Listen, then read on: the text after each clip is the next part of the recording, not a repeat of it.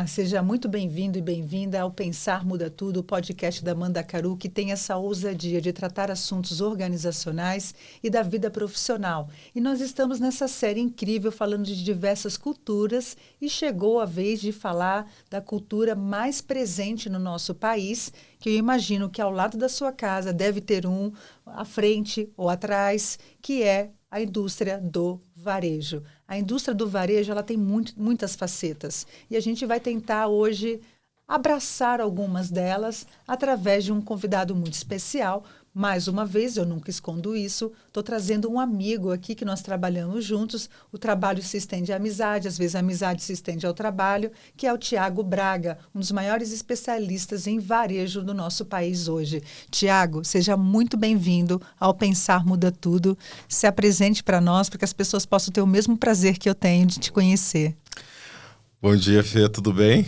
Tudo. Bom, primeiro, obrigado pelo convite, estar aqui participando e trocando. A gente faz isso quase todos os dias, né? Diariamente. A gente está aqui no Reels, Directs e Memes, a minha curadoria, inclusive, quem quiser seguir para curadoria de memes, ela é incrível. A gente começou a trabalhar junto e desse trabalho sai essa amizade onde que a gente troca e compartilha, e aí pensar no Muda Tudo, no quanto a gente compartilha e troca.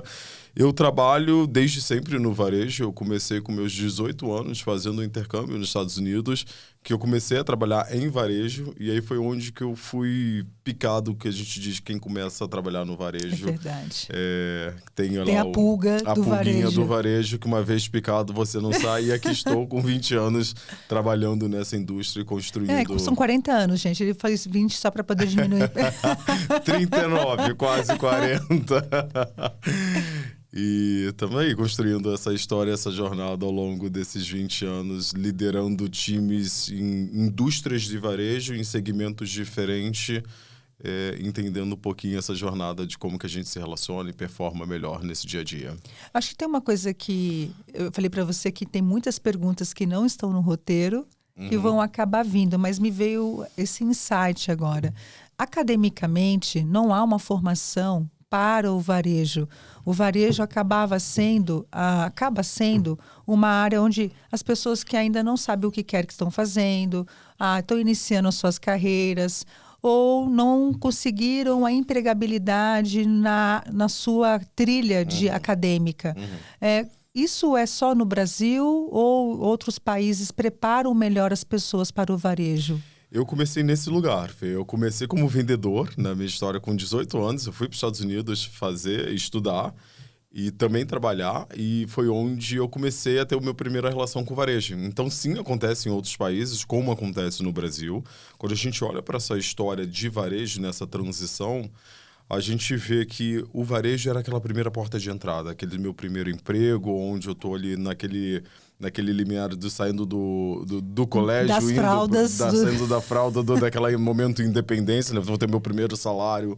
Vai ter comissão. Vou ter comissão, salário, metas e tudo mais. A minha independência ali financeira, né? Esse início de independência financeira, que foi para onde que me chamou a atenção de, vou morar nos Estados Unidos, ser independente dos meus pais, vou trabalhar e resolver minha vida. Assim pensei, né? Vou voltar rico. Vou voltar milionário.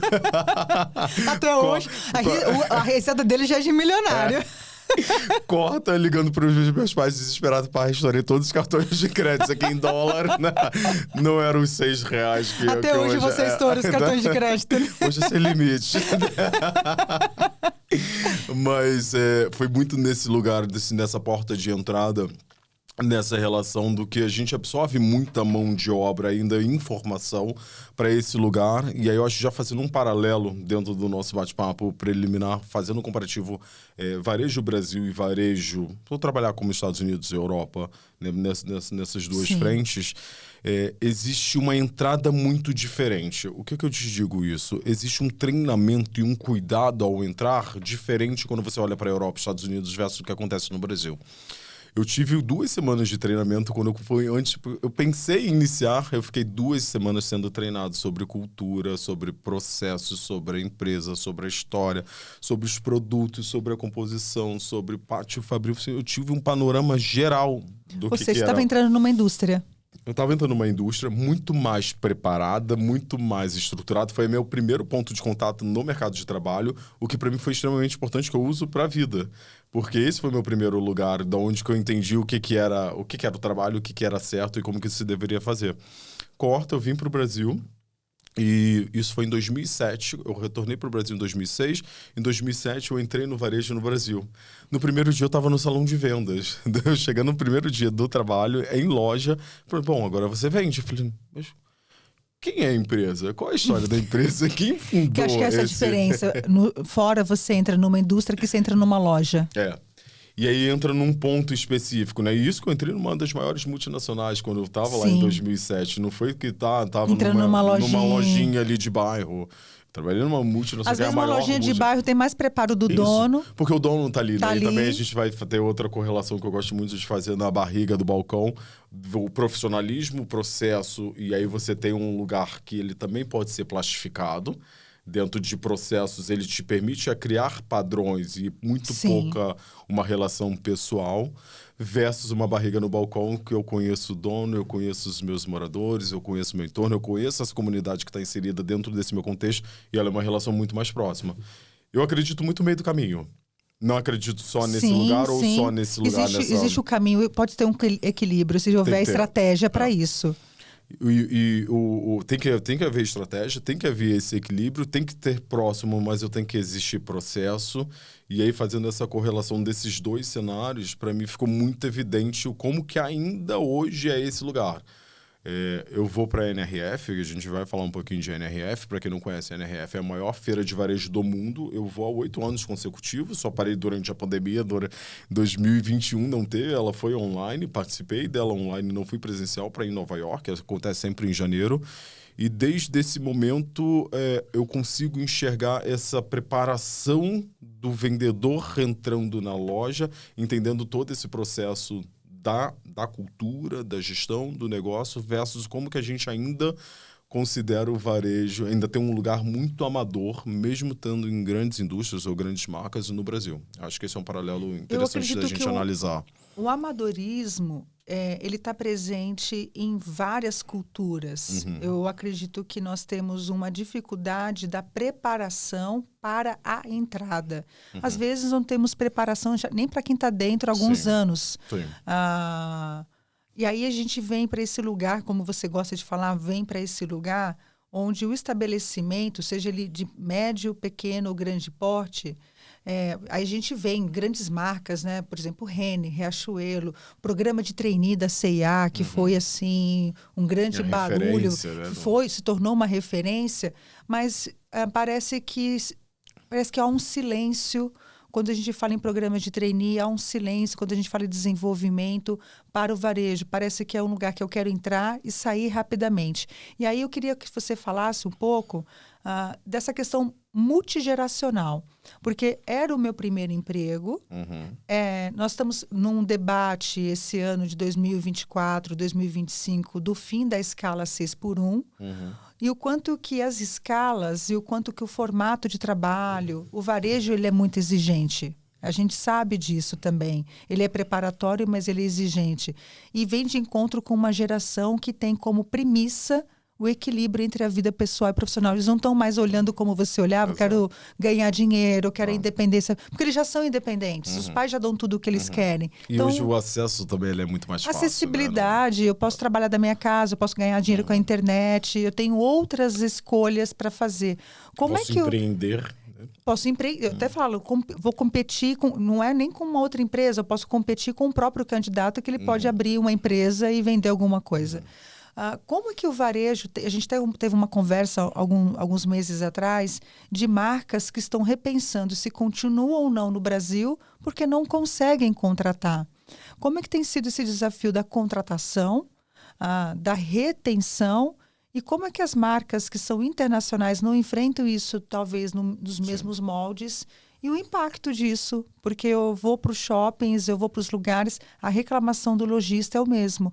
Ontem uma pessoa pediu demissão, hoje uma pessoa não veio. Eu estou com 5, 10 vagas no meu time que eu não consigo contratar. Eu já vou até dar uma acalmada, assim, eu acho que no todo, quando a gente olha para esse lugar da dificuldade, da escassez da mão de obra para o varejo, isso é global, tá, Fê? Sim.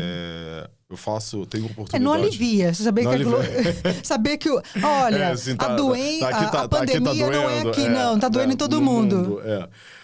Mas é nesse lugar. Eu faço hoje de 3 a 4 viagens global, assim, olhando para varejo, olhando para consumo, para tecnologia. Eu vou para o SXSW em Austin, que acontece sempre em março. Eu vou para a NRF, que acontece em Nova York. O Web Summit, que acontece em Lisboa. Então, setembro agora eu tô em China, olhando para a Ásia, olhando para esse comportamento. Se não tem uma loja ou um estabelecimento que não esteja passando por essa dor. Que não esteja passando e que tem aquela plaquinha ali na vitrine. Contrate-se. Contrate-se. Isso de uma forma global.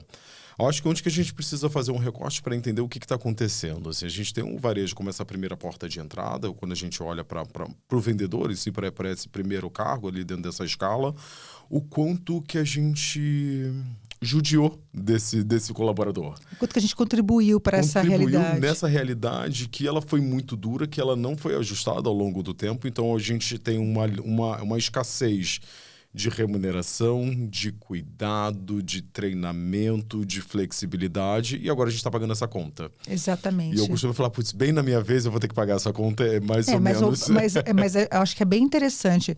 Às vezes, eu vejo muito isso em qualquer cultura.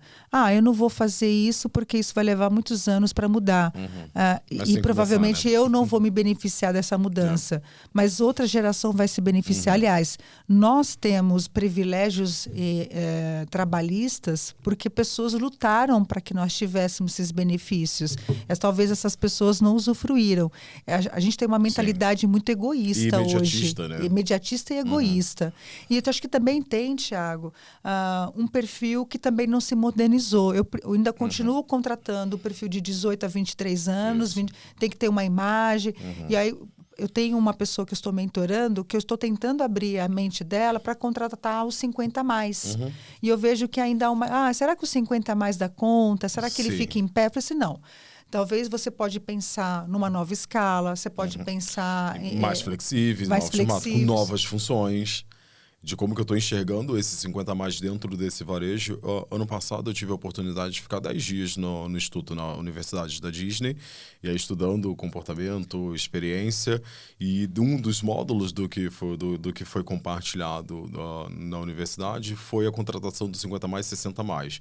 Hoje eles têm um programa de contratação e de desenvolvimento desse colaborador que é 50 a 60 a mais, que por um outro lado, você tem ali um pré-conceito inicial em relação à idade do que o varejo está acostumado ali a criar esses rótulos, mas ele traz que é uma pessoa já estabelecida, que uma pessoa que já tem vínculos, que ele consegue trazer para uma realidade de um cuidado muito mais próximo, de um pertencimento, uma maturidade que a gente vai entendendo. Uma paciência. Que isso a gente vai galgando ao longo dessa jornada. E está em busca de algo novo, né? Porque geralmente os filhos se formaram. Muito bem alinhado. Já está resolvido. Né? Entendo para que eu estou aqui, o que eu faço. Os 50, eu pelo menos eu vejo muito isso. Os 50 de hoje não é os 50 de 10 anos atrás.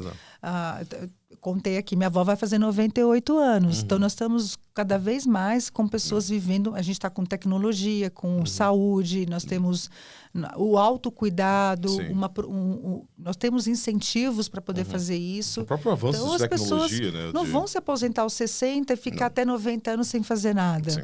Elas querem ter utilidade. E trabalho é algo que dignifica a forma de viver. Não é só pelo salário, mas sentir que a sua mente ainda ela é ativa. Produtiva. Minha mãe, olha, gente, se quiser, ela contrai, ela atende extremamente bem. A gente teve uma pastelaria. Minha mãe era a alegria da pastelaria, porque ela atende, ela fala com até a alma, né? Não, e fala com criança, e fala da criança. Todo mundo fala com esse perfil, com esse persona.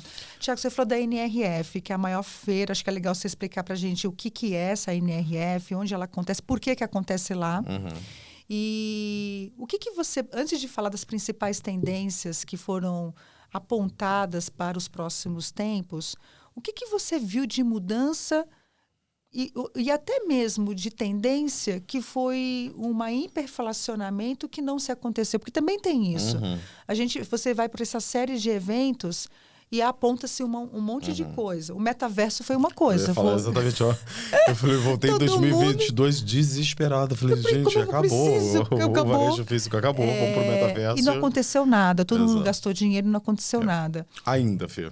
E aí eu queria que você trouxesse isso pra gente. Como é que você faz essa curadoria para voltar para o Brasil? Você acabou de voltar de uma turnê pelo Brasil inteiro, multiplicando para todas as suas unidades, que eu acho isso fantástico. Você vai, absorve e multiplica. Sim. O que tem sido apontado e como é que o Brasil está próximo, distante do que pode vir a acontecer? Quando a gente olha para a NRF, assim, por que acontece nos Estados Unidos, por que acontece em Nova York? Assim, é um grande centro de desenvolvimento, de implementação, as grandes marcas globais estão lá. É inevitável, quando você olha para Manhattan, assim, eu vou pelo menos uma vez por ano para Nova York, para entender se o que eu visitei nesse ano, a probabilidade dele já não existir no ano que vem é muito grande. As coisas acontecem muito rápido, numa velocidade quase... Assim, avassaladora, né? O que ele abre e o que fecha é agressivo. Exatamente. É uma economia agressiva, cada vez mais agressiva. A gente está vendo o que está acontecendo ontem, do que foi implementado, né? O que acontece no impacto global, o que acontece ali hoje num país. Ele tem um efeito global. Numa fala, num Twitter, ou agora não mais Twitter, num X da vida, né?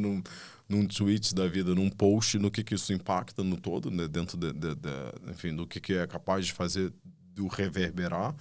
E olhando para Nova York, para mim faz muito sentido estar lá, olhando para esse grande centro, esse coração, né? de investimento, de dinheiro, de valor, de marcas, de presença e também de cultura, né? É uma cidade formatada que não só de americanos, você tem uma pluralidade que faz muito sentido estar nesse local.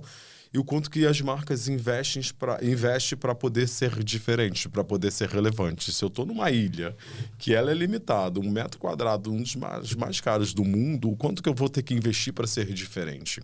Então, para ser relevante. Para ser relevante, autêntico. Para eu conseguir tirar aqui o rostinho de quem está caminhando na Quinta Avenida do celular. E alguns segundos... puxá-lo. Te puxar, te sugar e te levar para ir, de fato, esse metaverso. Estourar o cartão. Estourar esse cartão com dólar a 6. O que não é difícil, porque quando você olha para aí, fazendo uma correlação de varejo americano e varejo brasileiro, o quanto eles estão à frente, e aí trazendo tanto para a parte de tecnologia, porque quando você olha para esse lugar que a indústria ela é muito mais profissional desde o momento 1, vou construir uma marca, eu já penso em todos os alicerces de marca, de processo, de negócio, enquanto aqui a gente tem um viés muito empreendedor. Assim, um viés muito relacional. Relacional, muito humano. Menos processo. O brasileiro, ele não é bom em processo, seja na indústria, seja em qualquer cultura. Acaba sendo uma das principais dores. Se implementa sistemas, a gente já vivenciou isso. Vamos colocar esse sistema. Mas as pessoas não aplicam, não utilizam, são resistentes. O sistema some. Quantas das vezes a gente criou lá a planilha, o processo, a gente passou por isso. Passou, e você... agora não é mais assim. Quando não é assim, ainda tá ótimo, né? Quando normalmente a gente para de fazer, a gente nem olha para nada. Ou tem gente ainda fazendo, você está fazendo por quê? Tem 1 ano que esse processo não existe. E some. E aí a gente vai lá e investir mais tempo e energia. Mas porque é a relação. Entrou uma pessoa que é amigo de uma pessoa que não acredita nesse processo, e essa relação, sem fatos e dados, sem uma análise, uma informação, é empírico. O brasileiro é empírico. Por natureza, né? A gente tem essa crença muito... Tô sentindo que não vai dar certo. Eu tô achando. Acho que eu vi você também muitas vezes falar, eu acho que vai dar certo. Eu acho que vai dar certo. E que é importante, a fé de fato é muito... A intuição é extremamente inteligente. Mas é a intuição com base no repertório e estudo. Porque assim... Intuição com dados eu acho lindo. Assim, pra mim hoje sou como música. Nossa, é verdade. Porque assim, só a intuição com base no achismo, ele vai levar você talvez para acertos, mas para também erros extremamente graves. Continua, Thiago, acho que eu te cortei. Não tem problema. A nossa vida é assim. E quando você olha para esse varejo, que ele é um lugar muito mais bem estruturado e o outro que ainda tem a relação sendo basal para a construção desse lugar, para mim faz sentido olhar para esse negócio e como que eu aprendo e estruturo essas metodologias a nível Brasil. Acho que esse é o meu grande desafio. Dá um exemplo, Thiago, para quem está ouvindo para gente. até para que nós estamos falando com as pessoas que estão no Brasil, quando você fala tanto de processos que garanta a experiência, que garanta a venda, que garanta a segurança, porque processo traz uma série de benefícios. E como é que garanto também processo? Garante a relação, porque a gente pensa que relação e processos não tem relação. E a manutenção, né? E a sustentação. Que tipo de processos que você viu acontecer na NRF? Eu até não sei se você puder citar a marca. Poxa, eu vi isso é processo. Porque às vezes a gente não sabe nem que aquilo é processo. Dá um exemplo. E a parte boa é quando você não percebe, né? Exato, mas você tem um olhar de processo muito forte. Eu gosto muito... Eu não vou extrapolar. Vou fazer um mix de NRF com Disney. Para mim, o melhor case, quando você olha para esse lugar de processo, é Disney.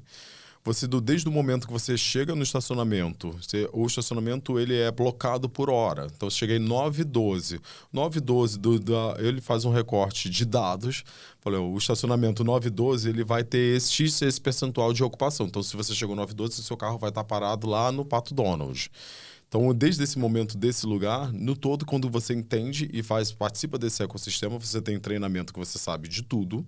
Você conhece as políticas e as normas e as regras, principalmente para a parte de segurança. Tem 5 chaves, 5 elementos que eles não abrem mão. Um principal é a segurança.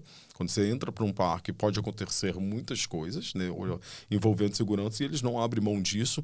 E o quanto que esse processo ele é contínuo em todas as etapas. Do momento que você chega no estacionamento, no momento que você vai passar ali para retirar seu ingresso, no momento que você entra, no momento que você entra na fila de um brinquedo e faz todo o processo. Eu tenho um ponto muito legal. E dentro do curso eles falam assim, gente, vocês já repararam que quando você entra numa montanha-russa e você bota o cinto, vem a pessoa ali passando do seu lado, puxa o cinto para ver se está presa. Vocês acham que de fato precisa fazer isso? Com o nível de tecnologia e informação que a gente tem? Uma vez travado, se não está travado, já me aparece uma luzinha ali no sistema que já imediatamente o carrinho nem Mas me dá nem segurança sai do lugar. Psicológica. Exato. É esse lugar. Assim, para mim é incrível. Assim, segurança quando você psicológica olha é tudo. É alguém cuidando de mim. Eu participo. Eu deixo saber que você está seguro. Porque por tecnologia, por inovação... Eu não tô vendo esse painel. Tá lá, tá escondidinho. E você nem pode ver. E outra, o isso. medo faz parte do prazer, né? Então, na verdade, eu estou com medo. Faz parte do processo você gerar esse medo. De uma montanha-russa, né? Você tá ali, você não tá indo passear. Não, exatamente. Você tá com a sua vida... Você tá justamente na experiência de colocar em risco a tua vida, faz parte do prazer e faz parte da experiência. E aí, quando você olha para isso, que ele fala, puxa o cinto de segurança, aí você tá travado. Beleza, bom, tô seguro. Então, eu conectei nesse lugar dentro desse processo. Que isso me chama muita atenção, é de uma forma natural e até divertida, mas te ressoa de uma maneira para quem está recebendo extremamente importante para fazer para parte desse processo. Outro ponto é quando você vai entrar num brinquedo. Tem lá, tem todas as entradas de brinquedos, tem 95 minutos na fila de espera. Ele está combinando o jogo. Fala assim, Thiago, você quer entrar nesse brinquedo? Vai demorar 1h30. Você toma a decisão.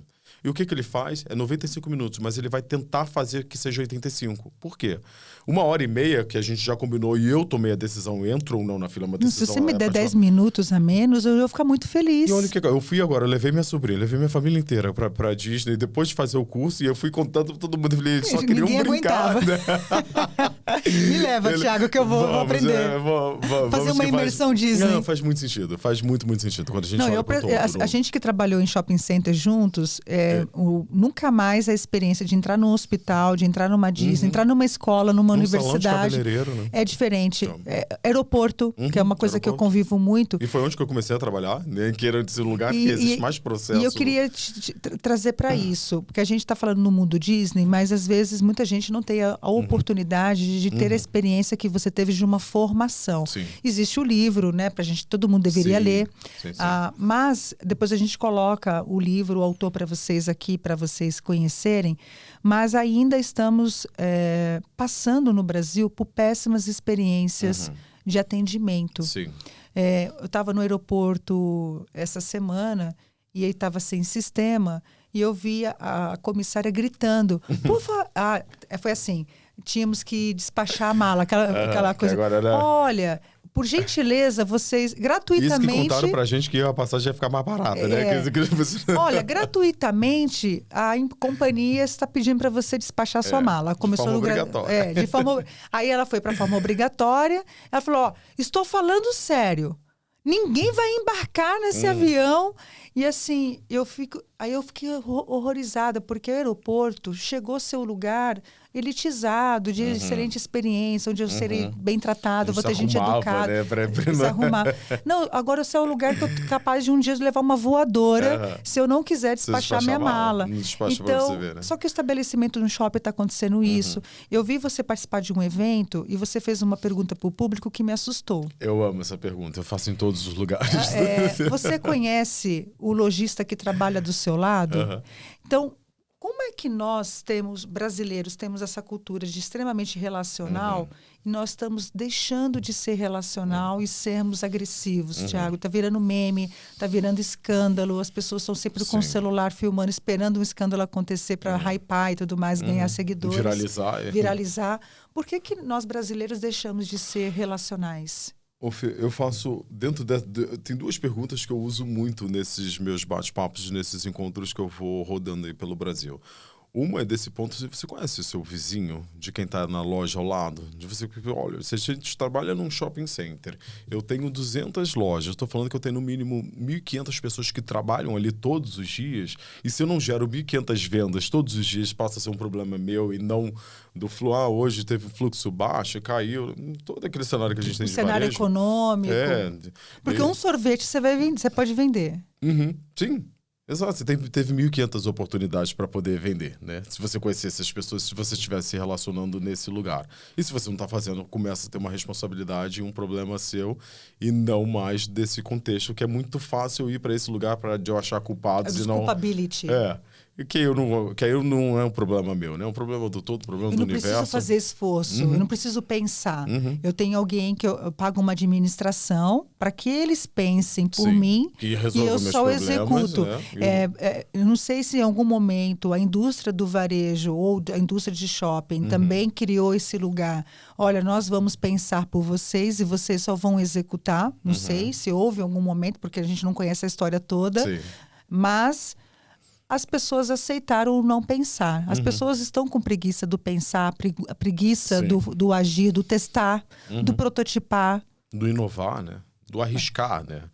E aí dentro desse olhar, dentro de como que a gente está sendo ali mal atendido, ou como está agressivo nessa relação, eu faço uma outra pergunta assim, alguém recentemente já entrou numa loja com um amigo, com a esposa, mas e foi muito bem atendido que você jogou pro lado e falou assim, nossa, como que eu fui bem atendido? Muito, sim. É nesse ponto eu falei assim... E você gasta. Não, aí eu falei, se todo mundo está sendo surpreendido, aí todo mundo levanta, nossa, eu passei por isso. Eu falei, cara, a gente está ferrado. E foi aonde? Foi no seu estabelecimento? Foi na sua marca? Loja, foi você que fez esse lugar, você sabe, né? Se você perguntar, você mandou uma mensagem, logo que o cliente saiu e fez uma compra ou não comprou? Quando a gente está no papel cliente, a gente sabe muito bem o que a gente quer, o que a gente não quer, o que a gente gosta, o que a gente não gosta, o que surpreende, o que encanta. E aí, quando eu entro no meu skill vendedor, por que eu não estou aplicando exatamente o que eu gosto e o que eu não gosto? Ou por que eu não estou perguntando? Por que eu não estou capturando? E aí vem processos. Porque, tudo bem, às vezes o estabelecimento não tem uma condição financeira da implementação de um CRM Ultra, Master, Blaster. Mas eu posso fazer isso no WhatsApp. No caderninho. Posso fazer um Google Forms. Eu quero conhecer você, eu quero te atender melhor, eu quero te surpreender, eu quero te oferecer os melhores produtos e serviços do meu estabelecimento. Porque quando você tem uma relação próxima, a tecnologia faz muito sentido. E o que a gente viu esse ano na NRF foi, de fato, a inteligência artificial muito além do hype. Ano passado, 2024, você falou muito em inteligência artificial com pouca aplicabilidade.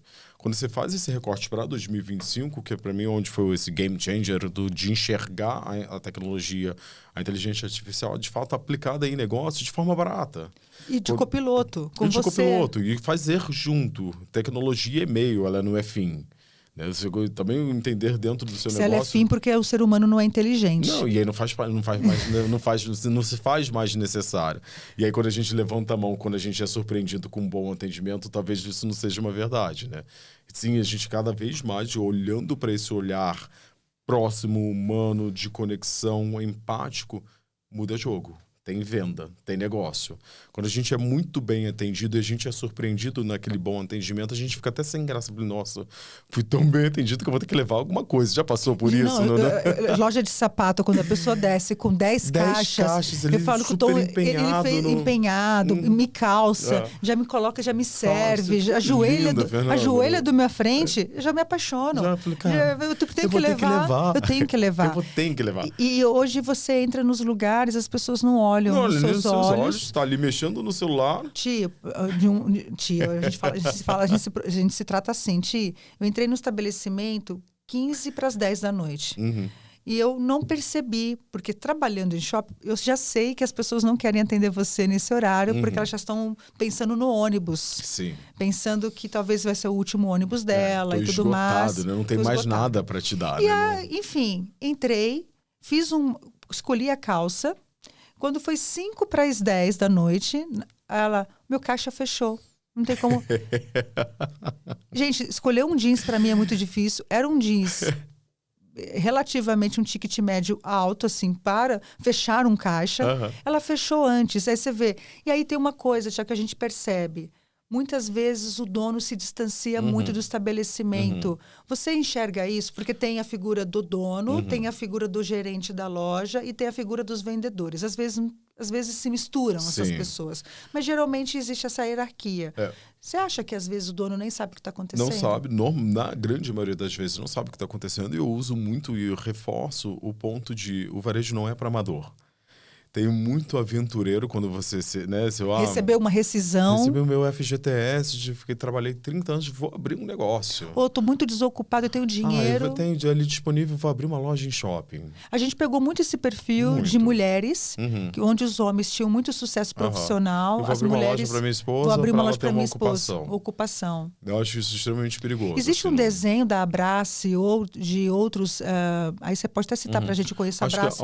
Qual é o perfil? Acho que o Sebrae ajuda muito nesse lugar. Mas qual é o perfil do empreendedor de varejo hoje? Aí você tem perfis, quando você olha para pequeno e médio, tem muito esse lugar desse multifranqueado, dessa primeira experiência no varejo, e aí eu sempre suporto olhando para essas empresas técnicas que te ajudam. Bom, se você não veio desse lugar, você não entende, você precisa estudar, você precisa embasar, precisa ter base e formação para que você não quebre a cara ali na frente. Então, o Sebrae, eu acho que faz um excelente trabalho suportando, né, esse investidor, esse empreendedor. E você tem os grandes varejistas. Mas o Sebrae é para quem busca o Sebrae. Isso. Acho que tem uma questão Aí vem uma coisa, a posição ativa. Por exemplo, uma coisa que me surpreendeu, eu consegui, até comentei com você, Thiago, tem uma pessoa que quer fazer mentoria comigo porque está para abrir 2 negócios, um no aeroporto e outro dentro da indústria do shopping.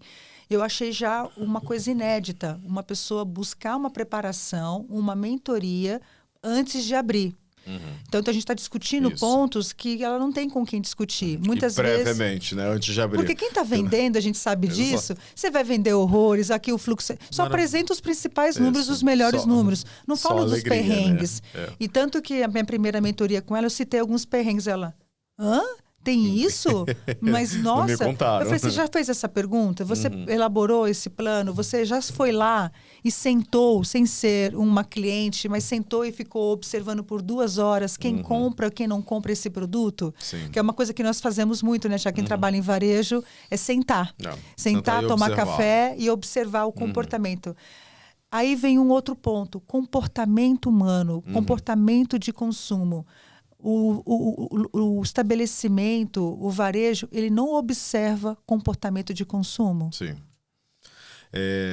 Onde que eu comecei a me desenvolver no varejo foi exatamente nesse lugar, na hora que eu entendi, putz, estão esquecendo aqui das pessoas dentro desse processo, tem ali uma... Tem tecnologia, tecnologia, tá bonito, que é onde a vitrine tá maravilhosa. A merchandising tá super incrível, o cheiro tá maravilhoso, a loja tá super bem iluminada, o visual merchandising, tudo certo, a música é excelente, música e cheiro me pega muito, então tem que estar de fato muito organizado. Mas como que está o ecossistema dessas pessoas aqui? Como que eu estou fazendo a gestão dessa comunidade? E aí dessa comunidade do todo, né? Quando eu olho para o meu vizinho... Loja de rua. Quando eu olho para a loja de rua, Calçada. quando eu olho na calçada, ou num calçadão, ou no mercado popular... Porque tem uma comunidade que faz parte desse ecossistema. Você pode participar ou não. Você pode fazer gestão e gerir. Mas saber que ela existe, precisa. Precisa participar. Você deve participar. Você lembro, tem que... Não sei se você lembra dessa experiência que nós tivemos. A gente queria entender mais o comportamento de consumo da unidade, a gente chama produto, né? Quando a gente... Equipamento. A gente chama de equipamento. A gente queria entender o equipamento e nós fomos para a rua. A gente andou nas principais ruas de comerciais. A gente ficou olhando para a cara das pessoas, como elas se vestem. Sabe o Globo Rural, Globo Repórter, gente? Como elas vivem, como elas se reproduzem, o que elas pensam, o que elas comem. Porque você precisa conhecer o seu redor, porque esse fluxo, ele vai vir ou para o final de semana, ele vai vir para resolver um serviço. E shopping, ele é uma microcidade, tem prefeito. E é um ambiente vivo, né? É um organismo ali, muito forte. Muito, muito forte. E muito além da relação transacional, né? A gente olha para o varejo hoje, cada vez mais, um gerador de experiência, um hub social de conexão. Um lugar de segurança. Segurança, hoje, para a gente, nos grandes centros... Exatamente. Se você quer marcar uma reunião, eu já faço entrevista, faço mentoria, que tanto que eu vou para shoppings que me ofereçam Wi-Fi com mais facilidade possível. Com uma boa velocidade. Com uma boa velocidade. Você quer serviço. Você quer experiência para o seu trabalho também. Acho que virou uma extensão do home office. Sim. Sim, se você gera oportunidades ali de novas conexões, até de sentar do lado de um café e conhecer uma pessoa. Você fica 5, 6 horas, você vai tomar vários cafés, você vai almoçar, você vai pensar numa roupa. E você pode ir no salão, você pode fazer uma unha, você pode comprar alguma coisa, você pode ir no mercado, você pode estudar, você pode se consultar.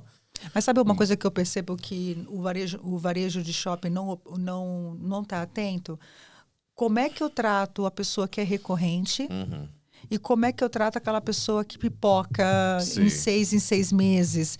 Eu gostaria, eu como cliente, eu gostaria de ser vista como uma pessoa recorrente. Eu queria ser reconhecida. Exato. Poxa, por que eu vou cobrar tanto dela se ela vem toda semana? Eu poderia fazer um programa especial para ela. E aí tecnologia faz muito sentido nesse lugar, porque a gente está falando de hiperpersonalização, que foi um dos temas mais discutidos na NRF de 2025. É o quanto que eu entendo o hábito de consumo e quanto que eu me relaciono de forma correta. Eu sempre brinco com o meu time, assim, olhando para esse lugar da hiperpersonalização, falei, gente, a gente está todo mundo aí falando de dados, que eu tenho que ter um CRM, que eu tenho que ter uma base lá de quantos milhões de antigo, né? Isso não é nada novo. Nada novo, e a gente ainda está ali pelejando, né, dentro dessa construção. Falei, gente, quantas das vezes a gente, como marca, não está enviando para um vegano a oferta da carne para o final de semana, para o churrasco do final de semana?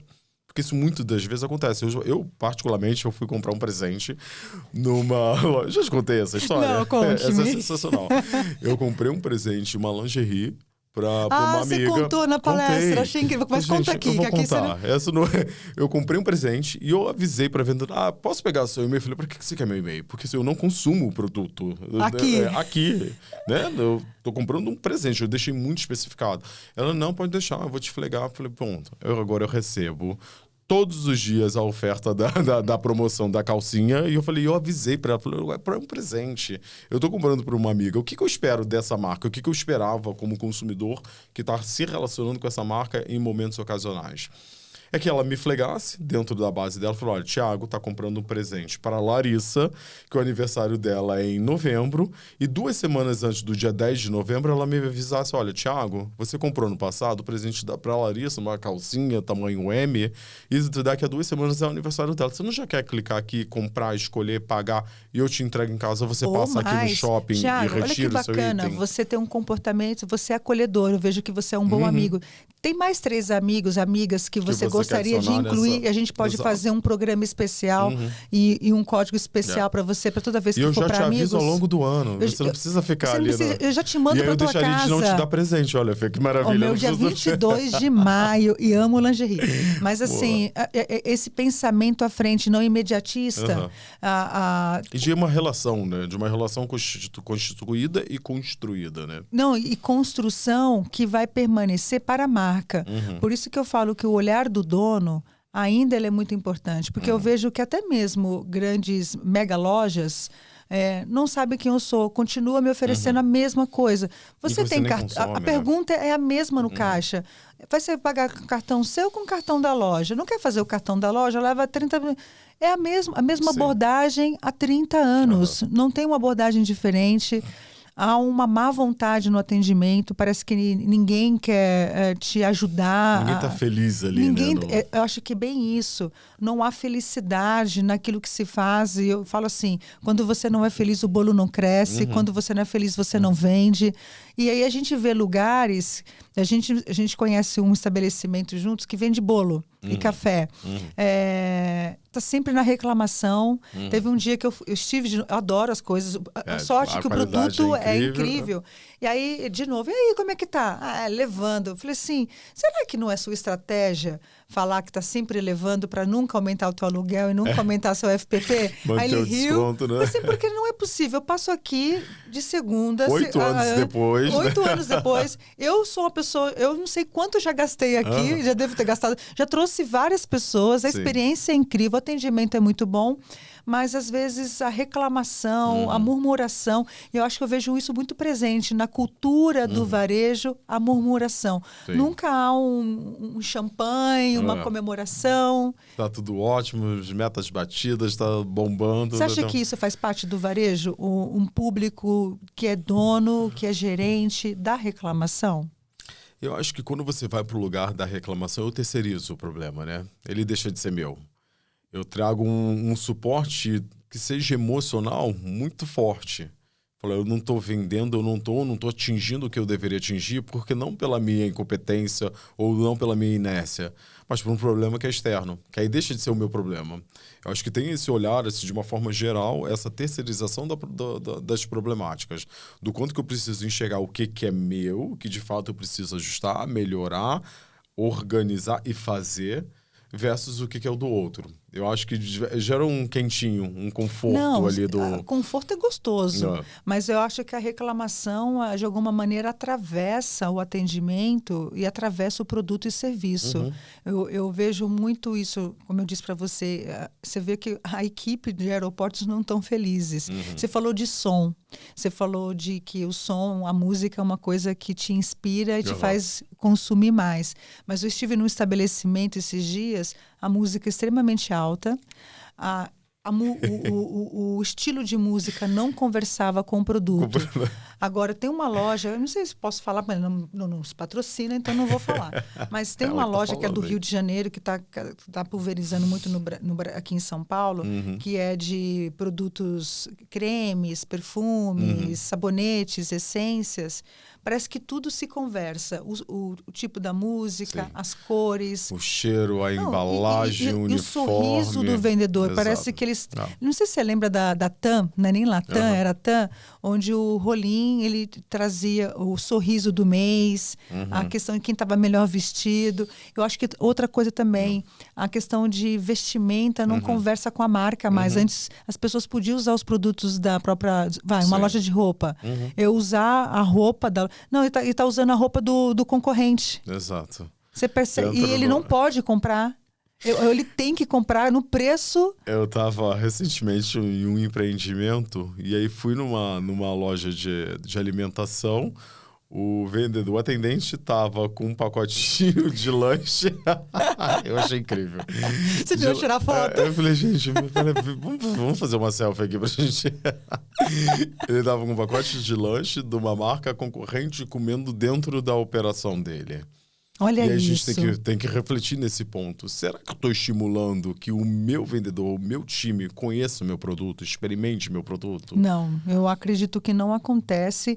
E você falou uma coisa um pouco antes, há uma judiação. Não adianta, se eu sei, não estou falando isso, mas assim, se a pessoa ganha R$2.000 e trabalha numa marca onde a roupa custa R$2.000, ou eu tenho um acervo lá disponível para que as pessoas usem, devolvam como se fosse, né? E seja a imagem do meu produto, porque isso me inspira a comprar. E outra coisa também que eu acho que não acontece, você com propriedade pode falar um pouco mais, um cross-selling, onde uma marca de criança dentro do shopping se associa a uma outra marca que ele não tem esse produto lá, mas ele pode criar uma rede de ofertas dentro do... Eu vou criar um corner, eu vou criar uma campanha, mas aí a gente volta para aquele ponto do nosso a terceirização. Início, a gente volta para o início da conversa. Se eu não sei quem é meu vizinho, não sei o nome do meu vizinho, como que eu vou pensar em negócios correlacionados se eu não conheço nem quem está do meu lado, né? Acho que tem esse estímulo de primeiro preciso conhecer, entender essas oportunidades e ter um olhar muito mais amplo além da concorrência, porque também a gente entendeu, falar, eu não posso falar com o vizinho, ele loja A é concorrente do loja B, eu preciso exterminar. Sim, preciso exterminar. Preciso exterminar. Não é o ganha-ganha. É escasso, a gente não pensa na abundância, né? O varejo tem um olhar muito escasso. Eu preciso exterminar, eu não estou nesse lugar de compartilhamento, ele é meu concorrente, eu preciso matá-lo, porque assim que ele fechar, ou eu preciso roubar esse funcionário de outro lugar para vir trabalhar comigo. Exato. Tem duas perguntas que eu ainda tenho aqui, que a gente tem que encontrar uma forma de encaixá-las. A gente está falando muito de comportamento de consumo. E há uma grande mudança sobre economia colaborativa. O Brasil ele teve um boom de brechós. E brechós muito qualificados. A gente está bem atrasado, porque os Estados Unidos... Muito atrasado. Brechó, Estados Unidos e Europa... brechó, mas chegou. Redes já chegou. Que ótimo que chegou, e chegou com tudo. Eu sou uma consumidora... Eu também. Muito. Muito. E adoro. E é uma experiência para mim. E eu sou muito bem atendida. Sim. Que é melhor ainda. Então, e eles me conhecem. Então, quando chega produto já que está na minha linha, também, ele me manda no WhatsApp. Então, assim... E aí você vê que não é nem só sobre tecnologia, né? Porque não, a gente está falando simples, de... Ele me conhece, ele sabe o que eu gosto, já eu chego lá e ele fala, Fernanda, já sabe que é uma venda garantida. Eu fico indignada que eu vou num lugar há semanas e a pessoa não sabe meu nome. Sim. Mas, enfim. Mas isso está afetando o market share das empresas como Renner, Riachuelo, C&A. Quando você olha para varejo global, essas grandes redes já começam a trabalhar com second hand dentro da sua operação. Acho que a Riachuelo está também. Ainda muito inicial, testando, tanto, mas sim, já começa a ter esses níveis de teste. A H&M fora já começa a ter a parte second hand. A Zara fora já começa a ter essas operações. Então, muito além de um hype também dentro desse lugar, você tem que olhar para essas economias regenerativas, né? O quanto sustentabilidade. E a sustentabilidade até para o ecossistema de negócio. Não faz mais sentido a gente comprar por comprar nesses volumes. Eu quero só ter por um pouco tempo, né? Eu compartilho, eu troco. E eu vou trocar. E dessa necessidade também que as redes sociais nos obrigam, né? Eu tenho um grupo de amigas que se reúnem uma vez por ano para fazer trocas. Legal. Os bazares de amigas. Os bazares de amigas cresceram bastante. As igrejas, não é mais aquela roupa do crente, da roupa feia. Sim. Então, você tem Farm, tem Zara, você tem marcas internacionais, bolsas. Você tem feiras aqui em São Paulo que são muito importantes também. E isso briga, acho que se tornou um competidor. Eu acho que agrega. Eu acho que ele não compete porque me permite eu também comprar no varejo tradicional. Eu vou comprar com menos culpa porque meu armário está lotado, mas aí eu vendo. Então gastei pouco, eu posso gastar mais nisso daqui, nessa peça. Eu acho que não briga. Ele não briga. Não briga. Mas eu acho que ele te gera mais oportunidade. Vou comprar uma peça nova porque, né, ali no meu momento de culpa, não precisaria mais de um blazer? Não precisaria, mas aquele é lindo, né? Eu vou comprar aquele, depois eu vendo aquele outro que eu já tenho. Ou então agora eu posso comprar um sapato que eu queria muito. Isso. Eu vi em Brasília, no shopping tradicional em Brasília, um brechó dentro do shopping. A gente já tem esses movimentos cada vez mais fortes e exatamente nesse lugar eu acredito que acho que adiciona, deixa mais oxigenado o negócio, deixa com uma mais fluidez. Deixa democrático. E eu acho que comunica essa questão realmente de economia colaborativa. O têxtil, a roupa, né? O tecido. Né? O tecido é o que mais gera lixo, né? Para o nosso mar, para os nossos afluentes. E a última pergunta que eu quero te fazer, se você tiver mais coisas, fica muito à vontade de falar. Nós estamos vivendo um momento econômico muito complexo. Grande parte dos nossos produtos no varejo, ele vem da China, vem dos Estados Unidos, vem desses dois grandes polos, de alguma maneira.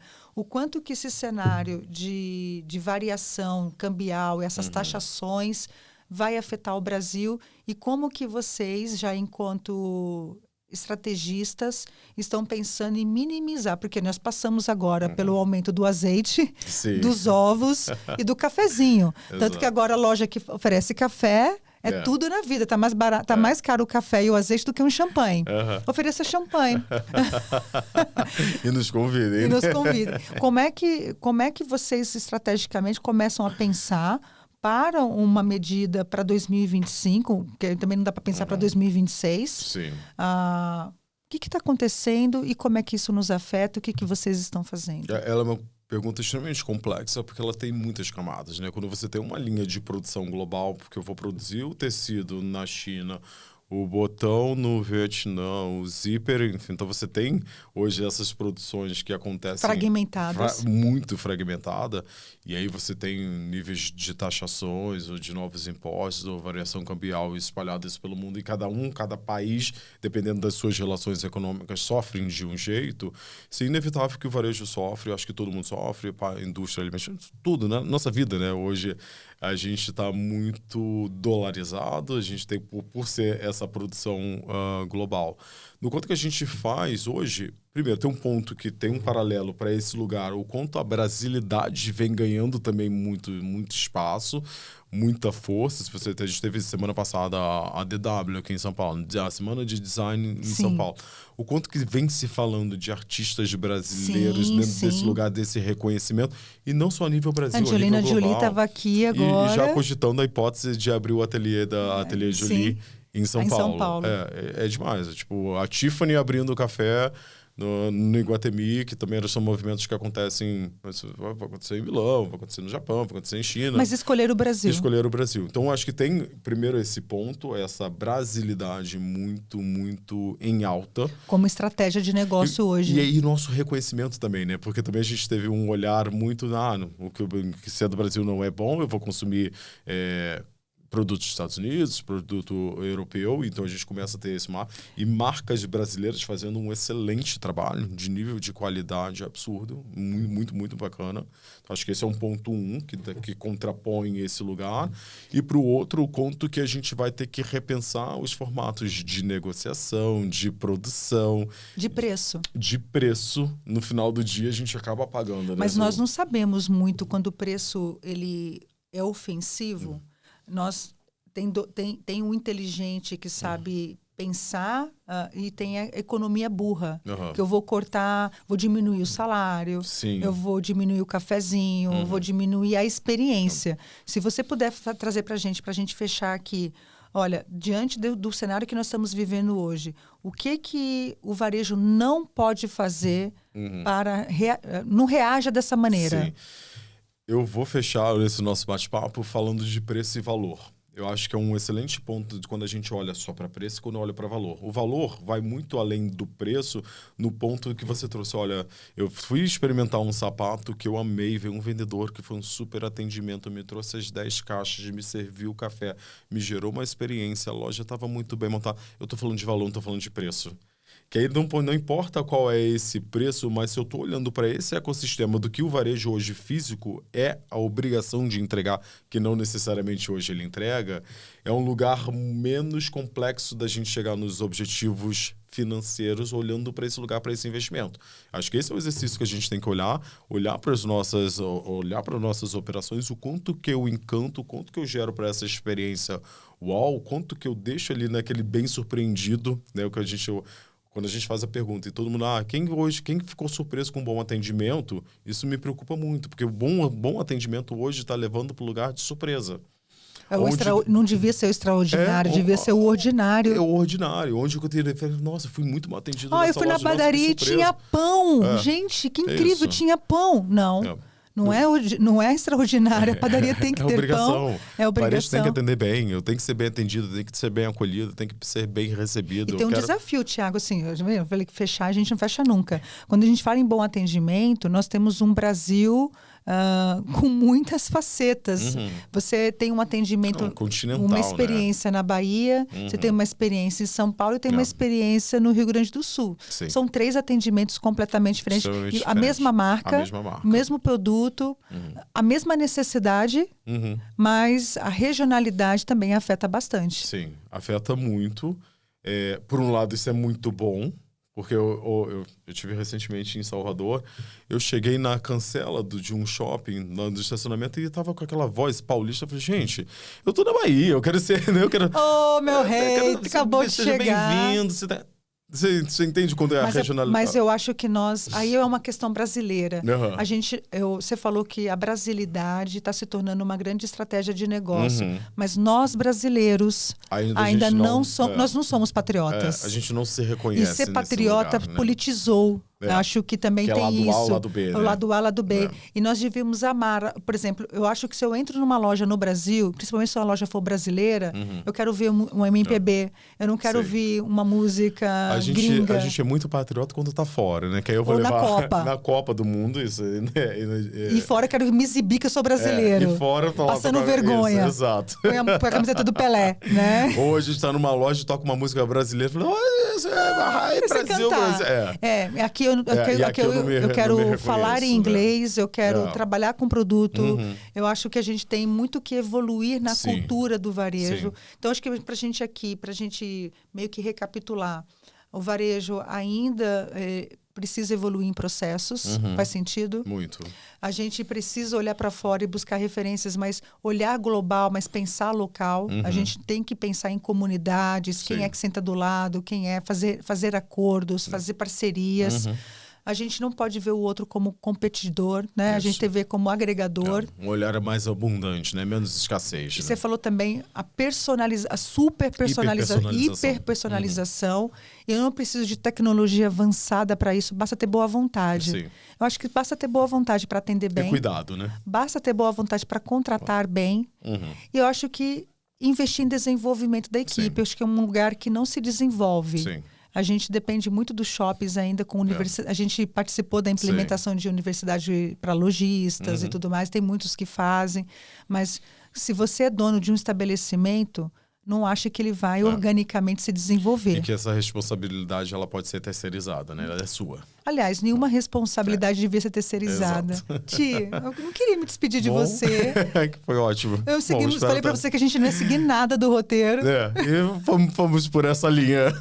Mas eu acho que foi legal poder compartilhar. Como é que as pessoas te acham? De que maneira, por exemplo, você está com todo esse conteúdo de pós-NRF, tem planos para o futuro, você foi para dentro da sua própria rede. Sim. Mas, poxa, podia ter uma live, podia ter Vamos me convida para a live. Vamos fazer. Pronto, tá resolvido. Mas assim, eu acho que podia ter uma forma, porque pouca gente tem acesso, e aí, é muito exatamente elitizado. Nesse lugar que a gente está falando, né, que o varejo precisa compartilhar mais, enxergar quem está do lado e olhar para essa gestão de comunidade. Eu acho que fica aí essa provocação do quanto que também a gente precisa, estando à frente, né, dessas operações e liderando o varejo, quanto que também a gente precisa compartilhar mais e trocar mais. Conhecimento não pode ficar com você. Não pode. Não morre e fica estragado e dá dengue. Gente, como é que as pessoas te acham? Pode me seguir no LinkedIn, Thiago Salim Braga, e no meu Instagram também, Thiago Salim. E não tire ele de onde ele está trabalhando, está feliz. Tá tudo ótimo. Tá tudo ótimo. Você viu que ele está com cartão sem limite, então, gente, tá dando tudo certo. Se você for dar 2 cartões sem limite, mais um bolo e agradar, e talvez leve.